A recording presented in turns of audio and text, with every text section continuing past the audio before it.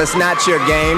You didn't make the rules, so everything comes hard. The industry, man, it's not the same.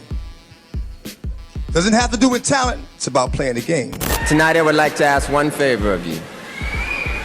Imagine what we'll all be like in our own game.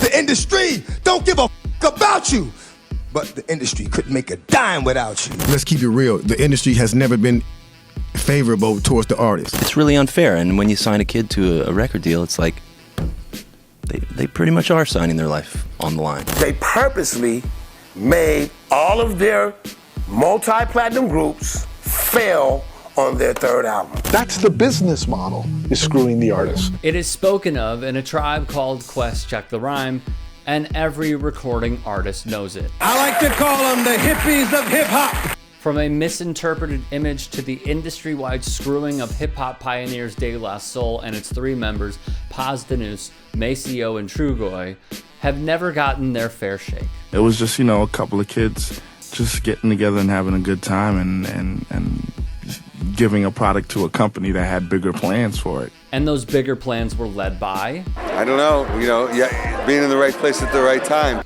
Public Enemy #1 Tom Silverman, founder of Tommy Boy Records. Silverman signed De La Soul in 1988, 7 years after forming his record label, which was home to Africa Bambaataa, Coolio, Digital Underground, House of Pain, Naughty by Nature, and Queen Latifah. Now, the word iconic would be selling this group short. They have arguably the most notable cover to an album in 3 Feet High and Rising. As Pitchfork wrote, it helps secure a new alignment of hardcore street heads with an emerging global audience of fans, the foundation of the soon-to-be named Hip Hop Nation. 30 years later, it remains one most influential records. The problem was, I have animosity towards a record company. Yeah, a company that owns the rights to my work, They're businessmen. They're doing what it is that makes their business successful. And I'm also allowed to do things that make my business successful. And for me, that would be to own my work. Just like Prince and just like Dave Chappelle said in one of his sets, they signed the contract.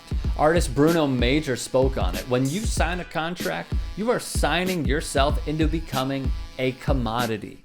I don't consider it proper that my creations belong to someone else. I can go up to a little kid on the street and say, do you know that I don't own Purple Rain? So De La Soul laid it out for us. 3 Feet High and Rising and those early albums are special to us.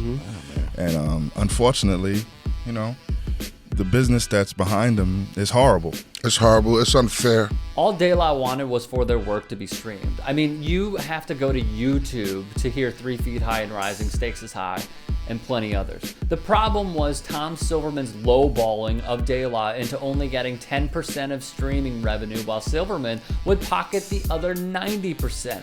That 10%, by the way, would be split between its three members. On top of this, Paz Danus told Sway on his nationally streamed show that Silverman stepped to them that there is a $10 million debt that the group owes Tommy Boy, which came out of nowhere. Another hurdle? Clearing samples. There's more than 70 on 3 Feet High and Rising alone. Even though the band's record label got clearance for most, but not all of them, in 1989, they failed to predict the rise of the internet. So once the whole age of digital music came into play, new deals needed to be cut for those entire albums, said Paz Danus. So they tried negotiating over and over and over again. Silverman would not budge on taking advantage of these three incredible, legendary artists. He refuses to come to terms, and the stalemate takes precedent even to this day. We've been looking to work it out, and he's not willing to work anything out. The last update we received was August of 2019, so their hands are tied. Through Tom Silverman, Warner Brothers, back to Tom Silverman, the restrictions. De La Soul's story is one of an artist's injustice to fully and freely express themselves, to share their stories with the world, but the duct tape over their distributed mouths just cannot be ripped off by those who put it on in the first place. If you'd like to hear more thought-provoking content like TYT Sports on Facebook, and to help in my journey to keep media independent, go to tyt.com/Rick.